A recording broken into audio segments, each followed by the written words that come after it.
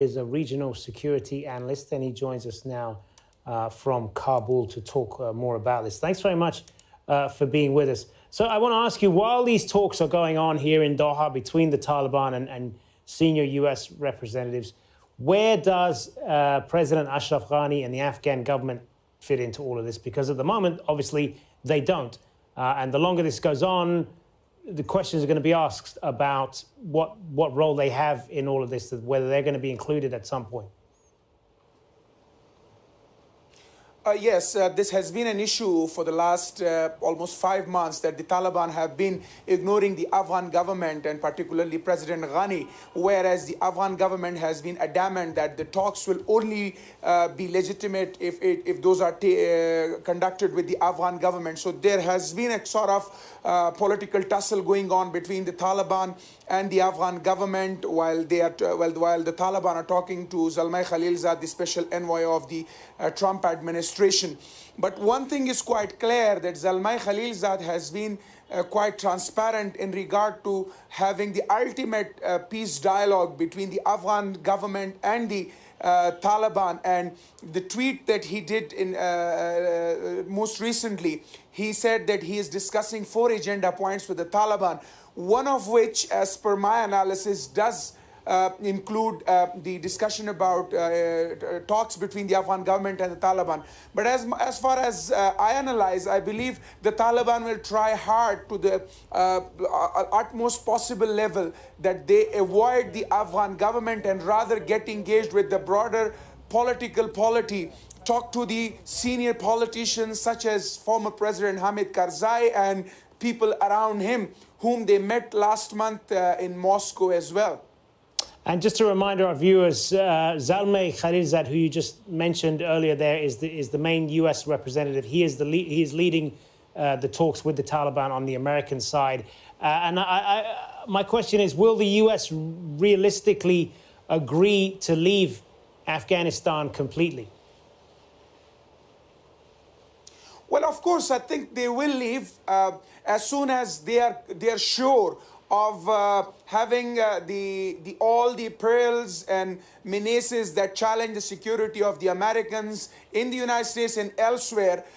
Once they have their interests secured, which is part of the agenda right now in Doha. And secondly, when they are sure of sustenance of the current investment that they have made on the Afghan governance system, the promotion of human rights and all these things, they will not let these investments go in vain. So that is what the discussion point is right now. And I think Taliban are also prepared to compromise on certain issues with the Americans.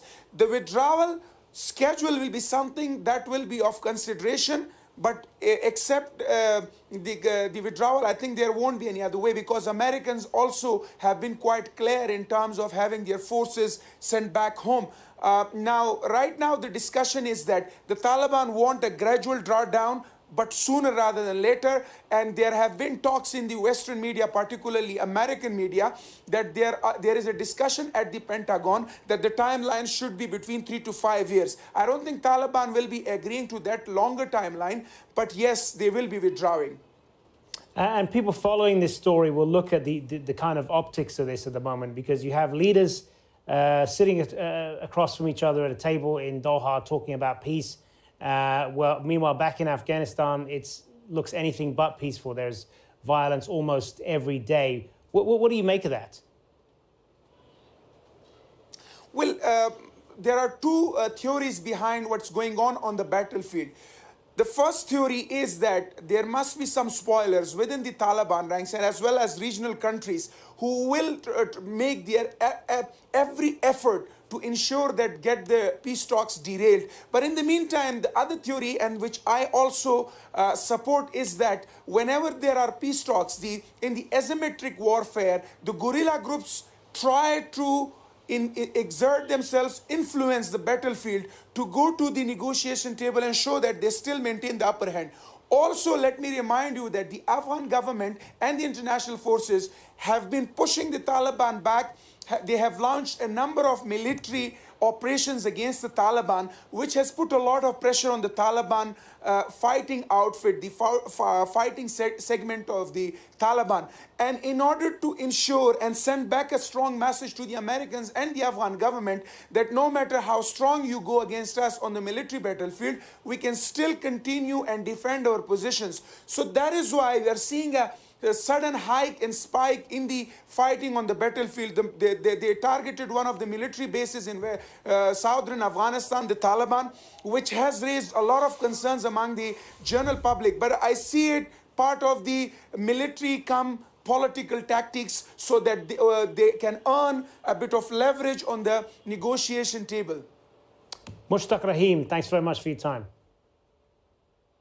Now, we want to hear from you on these stories. You can send us your comments to any of our